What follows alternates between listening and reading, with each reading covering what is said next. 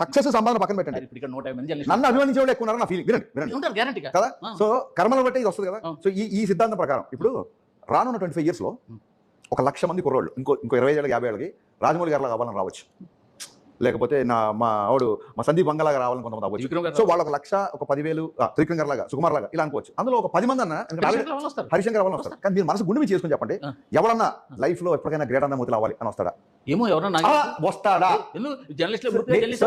నేను అనేది ఏంటంటే మీరు అదేదో పెద్ద మీ ప్రొఫెషన్ గొప్పది మీరు చాలా పొరపాటు అండి. జర్నలిస్ట్ వినట్లేదు సార్. నేను అందుకే సంపాదన సక్సెస్ పక్కన పెట్టండి. మీకంటే ఎక్కువ నేను మంచివాడిని. 25 మంది తిడితే మిమ్మల్ని 100 మంది తిడతా, దీన్ని ఒప్పుకుంటారా? అది కాదండి, మీరు దీనికి ఒప్పుకుంటారా?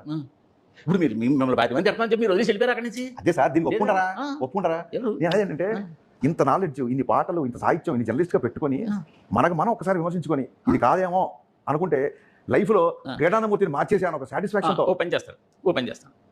నా ట్విట్టర్ కూడా వదిలేసి వచ్చేస్తాను, నా గ్రేట్ ఆంధ్ర ఉద్యోగం వదిలేసి వచ్చేస్తాను. నాకు ఇక్కడ వచ్చే జీతాన్ని విడిచి మీ దగ్గర రెస్టారెంట్ పెట్టుకుంటారు. Okay, wonderful sir. ఈయన అనేది ఎలా ఉందంటే, బాబు నువ్వు అలా దొంగతనం చేయకమ్మా, నువ్వే పోషించాలను, లేదా దొంగతనం చేస్తా మరో అదండి.